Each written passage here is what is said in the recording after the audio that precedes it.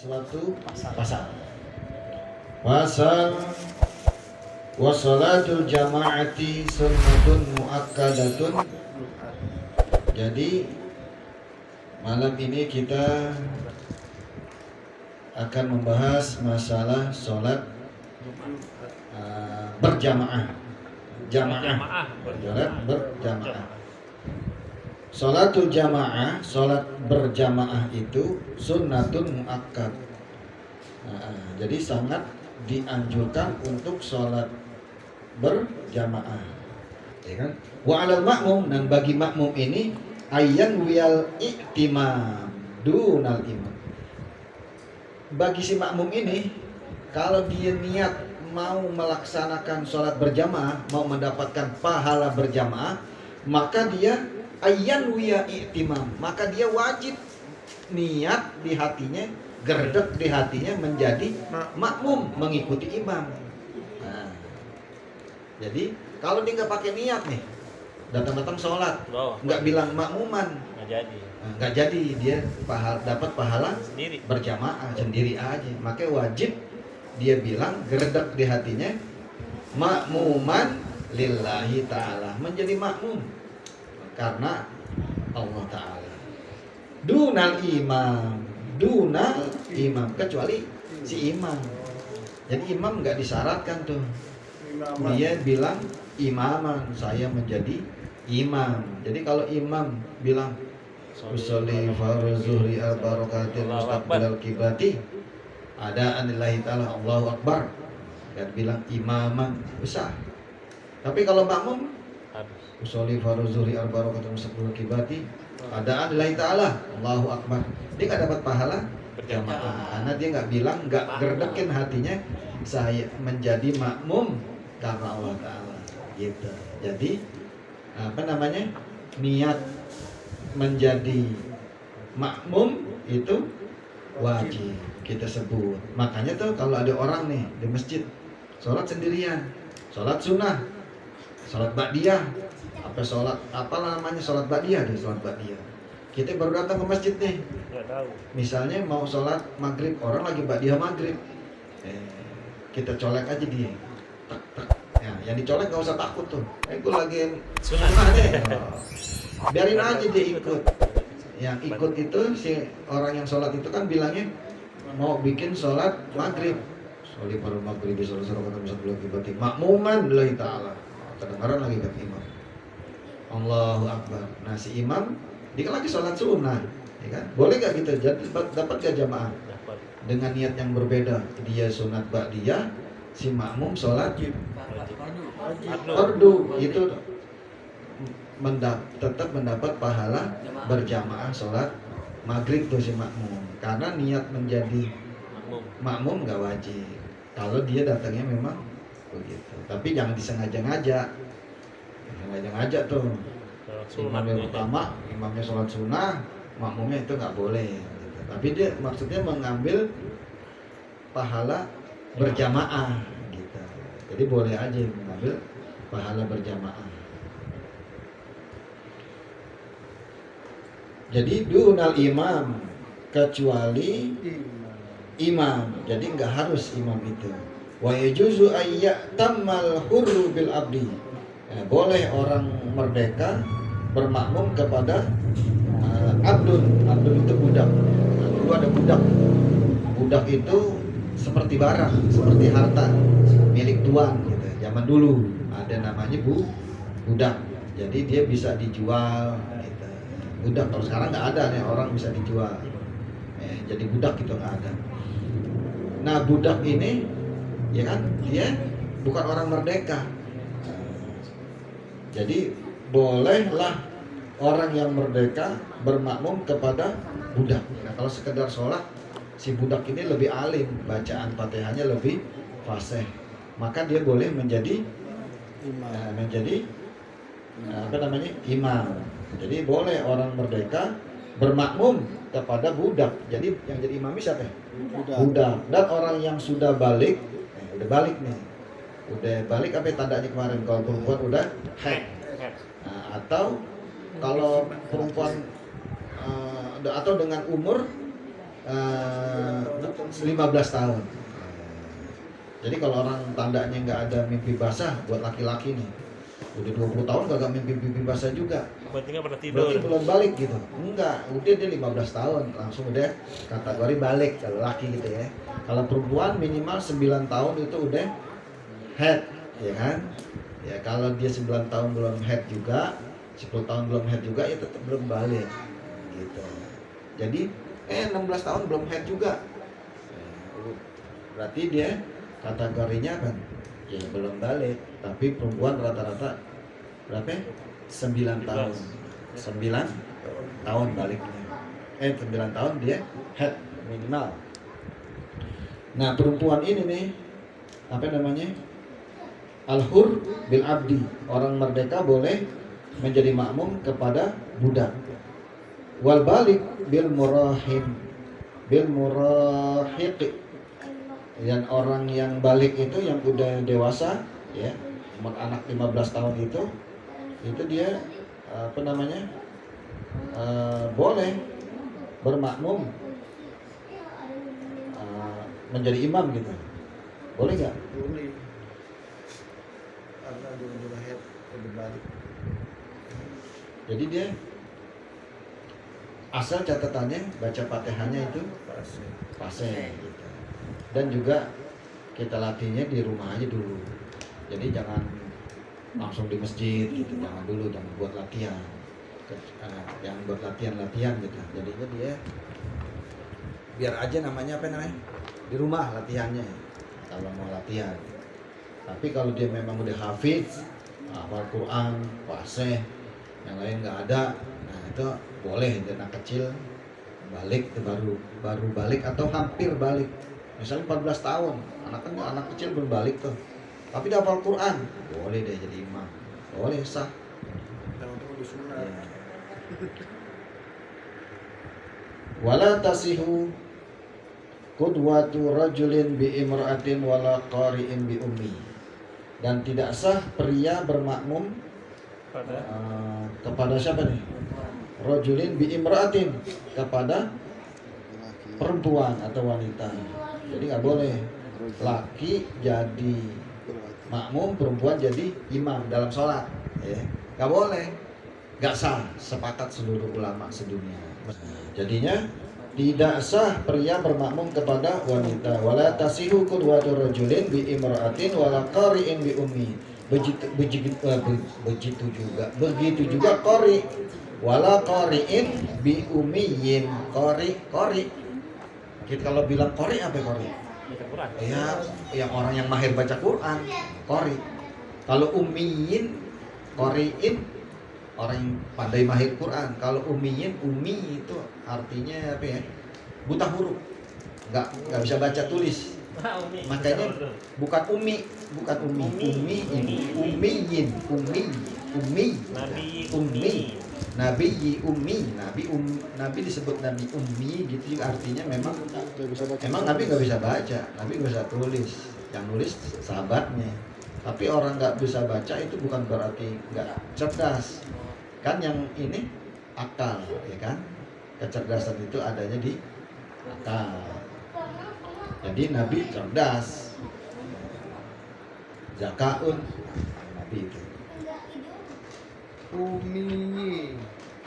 Terusnya wa ayyu maudi'in shalla fil masjidi bi salatil imam fihi wa huwa alimun.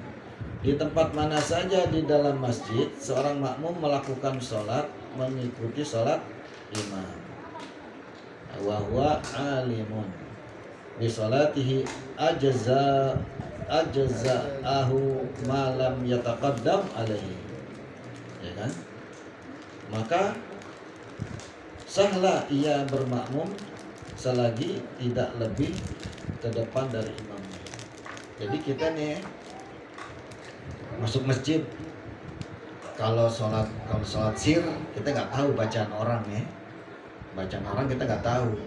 Tapi meskipun dia nggak baca, tiba-tiba kita ikutin jadi makmum di imam.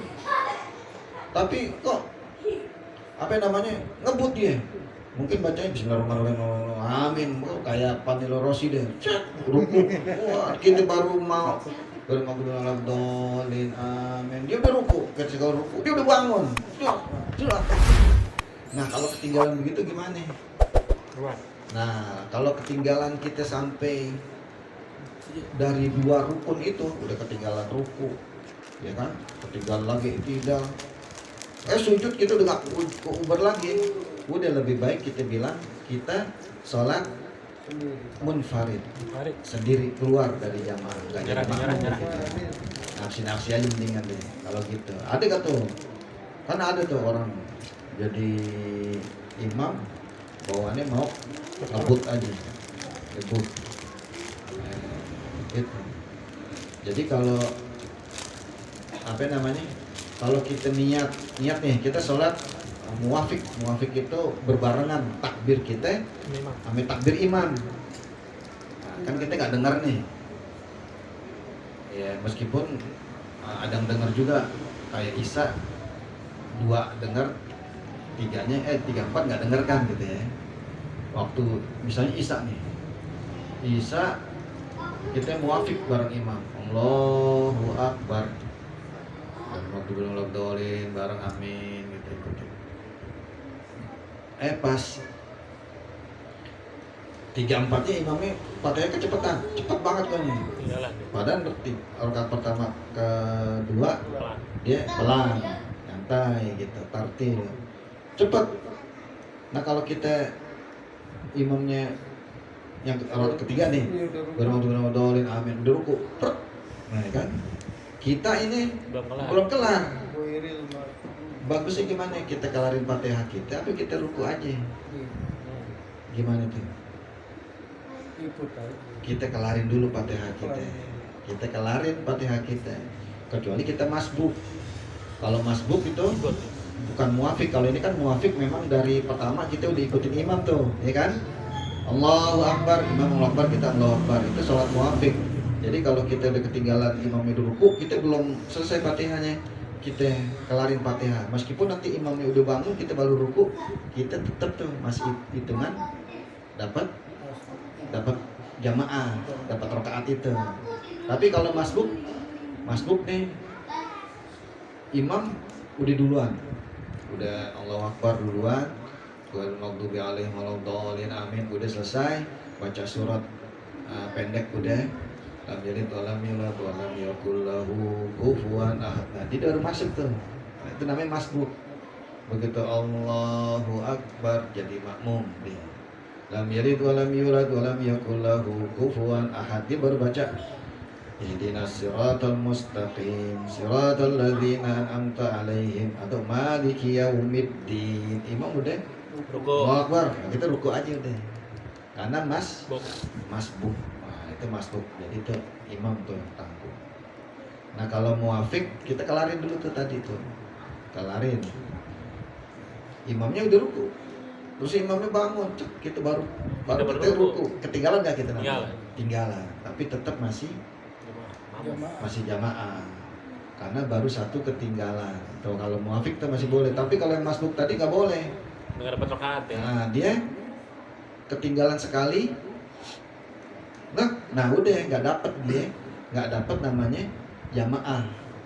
Tapi kalau yang ini masih ditunggu, paham nggak? Yang muafik tadi nih yang bareng-bareng imam, karena imamnya cepet aja tuh kan, takbir sih bareng kita.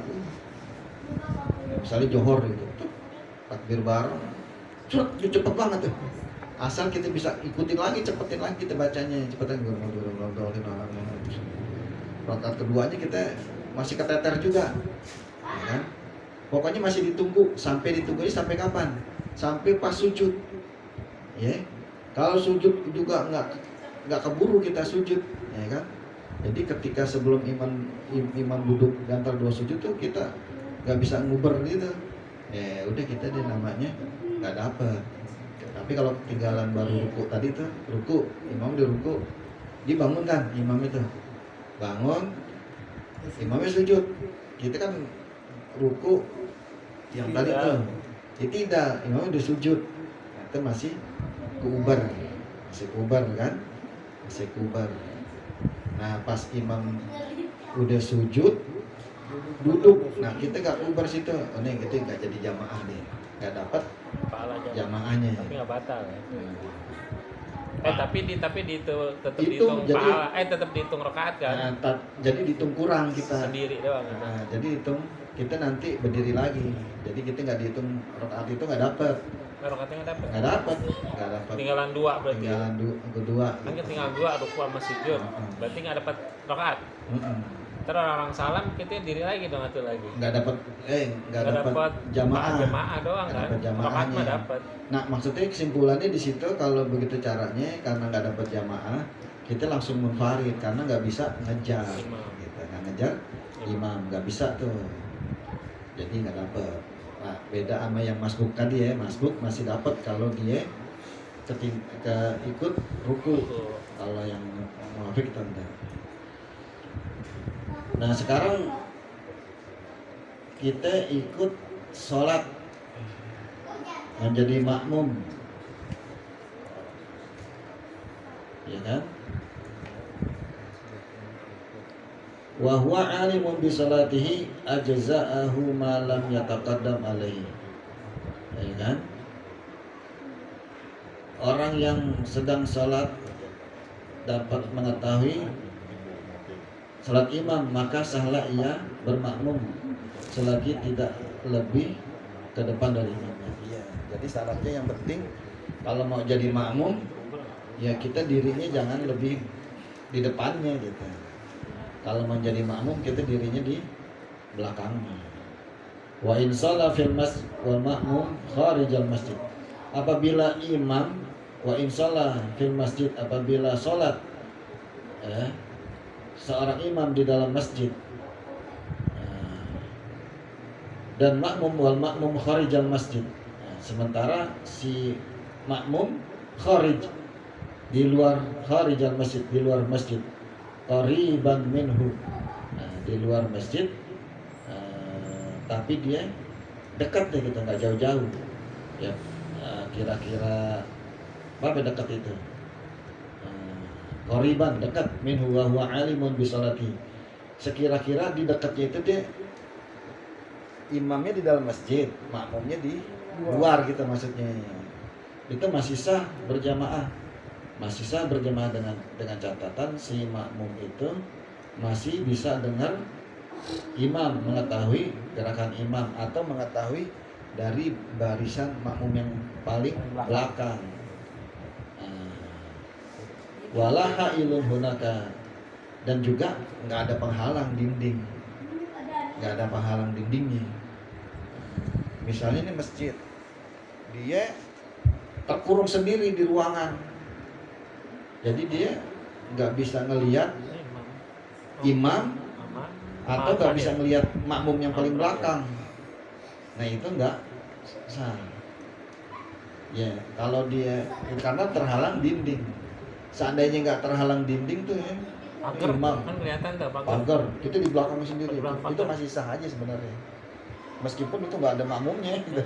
Makmum cuma sebaris depan, kita di belakang malas masuk gitu karena sampai covid jauh aja gitu. Mungkin masih bisa ngelihat ada imam, nggak kalingan tembok, itu masih sah. Atau jauh banget kayak di Masjidil Haram tuh imamnya di mana? Orang pada sholat di hotel tuh di atas. Ya kan?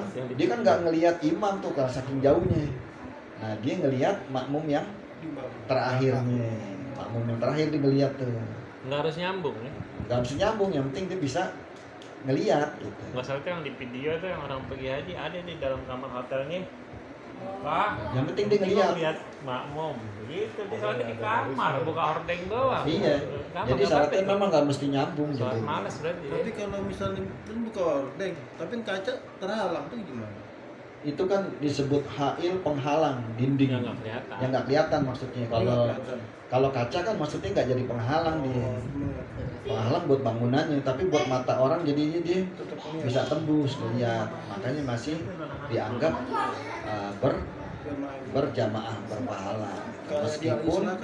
Meskipun itu kosong itu. Nah, cuman nanti tergantung niatnya dia. Memang yang bagus dia dirapetin. Karena memang biasanya begitu. Waktu jamaah banyak, ya kita nih lihat nih, jangan lihat masjid kita ya. Masjid kita kecil, ya kan, orangnya ya cuma kita ini kumpul. Kalau ini Masjidil Haram kan luas. Ya, waktu orangnya banyak itu benar-benar nyambung. Nah ketika orang udah sebagian udah pada pulang, ya kan, dia udah komat nih. Udah yang jamaah di situ bikin aja sekelompok. Karena kalau dia maju terus gak kelar-kelar tuh. Pasti ada sub yang paling depan lagi masih kosong. Makanya dia udah bikin sekelompok dia. Sah gak? Sah. Yang penting di kelompok depannya kan terpisah tuh.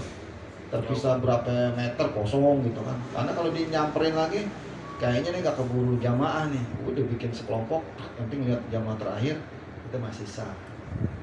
Jadi nggak mesti nyambung banget. Nanti yang di jalan begitu juga.